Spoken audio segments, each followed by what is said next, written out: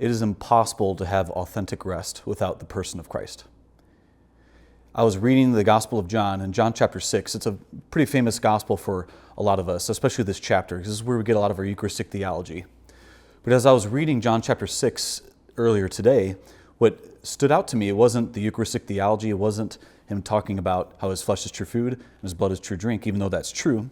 I was really moved by this one line where the people are there, they have no way to provide for them, and they just find this boy who has 5 loaves and 2 fish. And in this interesting line, Jesus says, "Let the people recline." Let the people recline.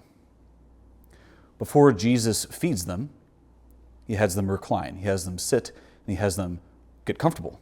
He has them rest. It is impossible for us to be fed by Christ. It's impossible for us to receive Jesus and his word and what he offers us, which is his very self.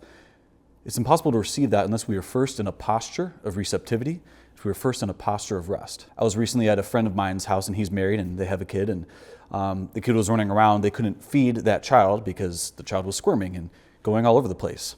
It wasn't until the child was in his high chair that they were able to feed him. And it's the same thing for us. We are often way too busy running around, overcommitting, saying yes to so many things that we barely have time just to sit and to relax and to be. And we need to create that space for ourselves. So sometimes to say no, to create that space where we can sit, where we can rest, and Jesus can say, recline, be still, and I will feed you. So that's my challenge today, is to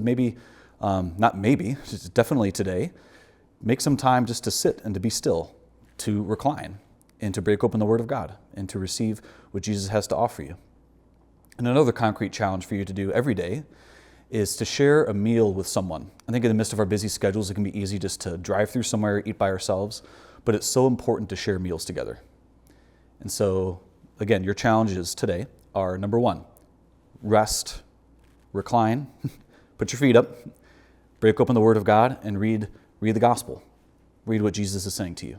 And number 2, starting today and every day, share a meal with someone so you can rest and experience the love of Jesus Christ. God bless.